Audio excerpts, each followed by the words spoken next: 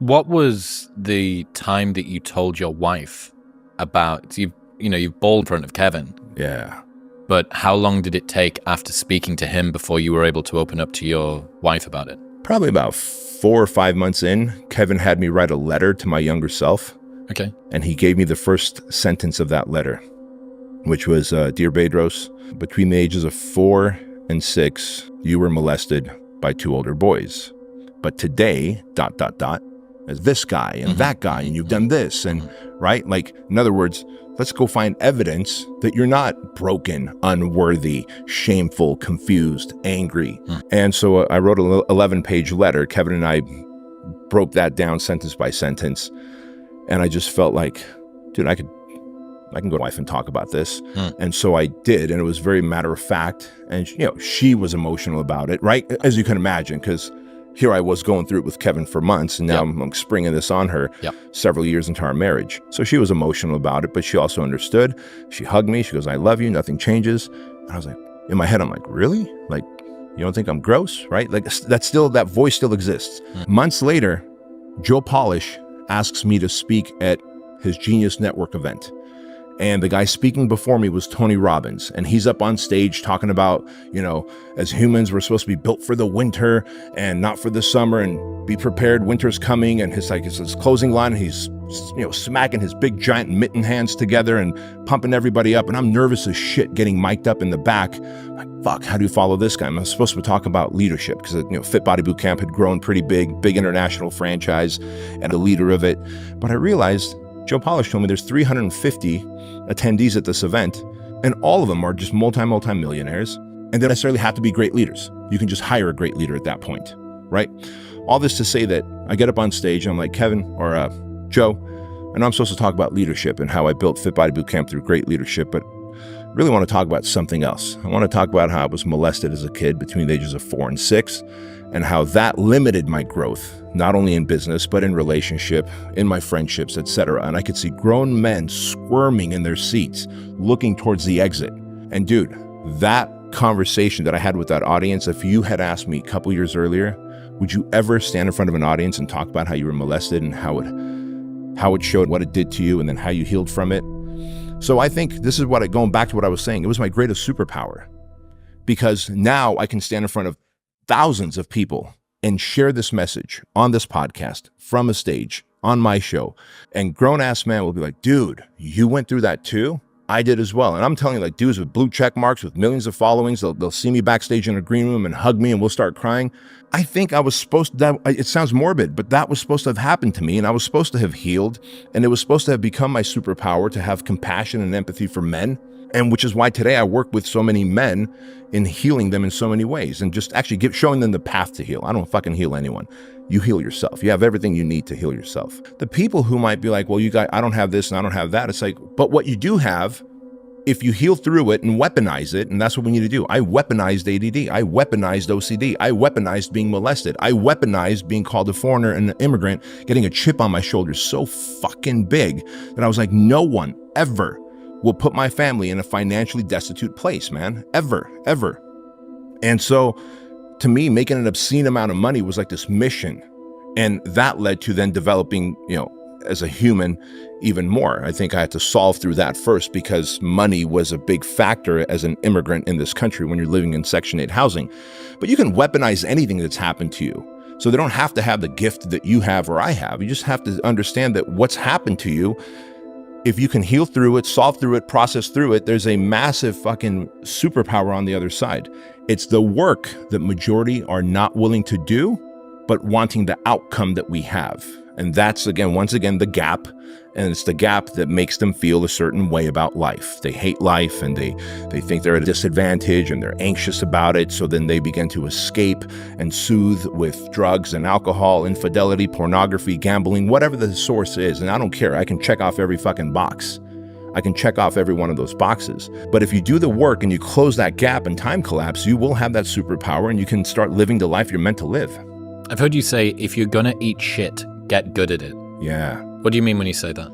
Well, look, now, life is not going to be butterflies and flowers and rose gardens all the time.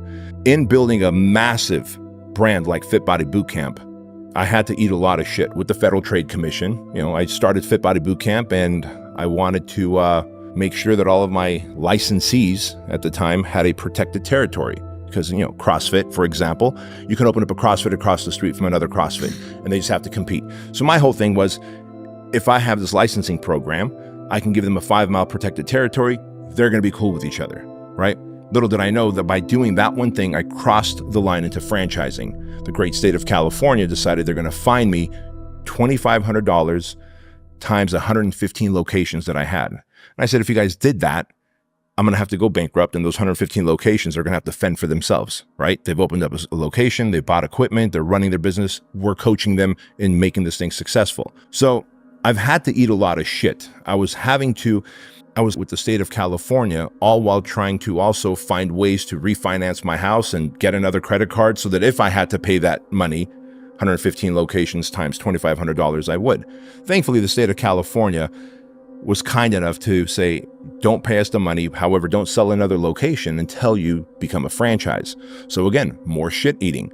It cost me $87,000 to become a franchise. You got to get an FA, franchise agreement, FDD. There's 13 states that require different FDDs, franchise disclosure documents. Then you're overseen by the Federal Trade Commission. You go through 3 audits a year. You have to have your operations manual made in a very specific way. It doesn't matter if you're a Subway Sandwiches, Jiffy Lube, or a Fit Body Boot Camp. This is how it is. And the disclosures have to be very specific. This is all fucking new to me, bro. I'm like barely getting by back in 2010.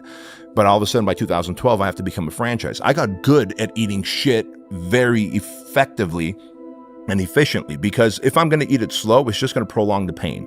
So if I'm going to go into franchising, or if I have to negotiate with the state of California, if I have to do anything, the pandemic, for example, we lost 218 locations, Fit Body Bootcamp locations, from March 16th to December 31st of 2020. So I decided, all right, well, if we're going to eat shit, we're going to eat it really fast and get really good at it. So let's just make a full pivot into online coaching. Like, take all your personal training clients, bootcamp clients, put them on Facebook groups. We're going to use Trainerize. We're going to follow along workouts. The problem is most people, they will sit on this in this dissatisfaction and stay doing it and root in it. My whole thing is, dude, you're given shit sandwiches, eat them as quickly as you can and move on. Like, you have to move on. My friend Jason Redmond, he's a retired Navy SEAL, was shot up all over his face, Purple Heart recipient. He says, you know, he was on a mission and they found themselves on the X, right? Like, he's the predator, him and his team, and they're going to kill the bad guys who are bomb makers. This is in Iraq in 2007. And next thing you know, they get ambushed and he gets shot up. 7 shots across the body. 1 hits him through the cheekbone, blows out his orbital plate. His eyeballs is hanging. His nose is gone. Shoots him in the arm. He almost had to get his arm amputated. He found himself on the X that night, him and his team. So now at this point, should they just sit there and call for an airstrike and wait? Or do they just do what they can and shoot back and attack and attack and attack? And so in his book is that they had to just full on attack these guys while calling in an airstrike that was danger close to Jason Redmond. He caught shrapnel, but the bad guys were dead. A helicopter came in, saved his ass. But the bottom line is, like, most humans will find themselves on an X of ambush. Life will ambush you, and they sit in it. They root in it. They take forever to stew in it. Instead, eat it quickly and fucking move on. In order to achieve anything that you care about, there is going to be an associated amount of shit that you need to eat. If you want to take on the burden of trying to achieve something in life which is meaningful to you, accept that the shit eating is not a bug, it is a feature. Fact. It is a part and parcel of existing and trying to locally reverse entropy, right? I'm locally reversing it. It is trying to act on me. You're a finite creature with an infinite complexity around you. Of course you're going to be scared.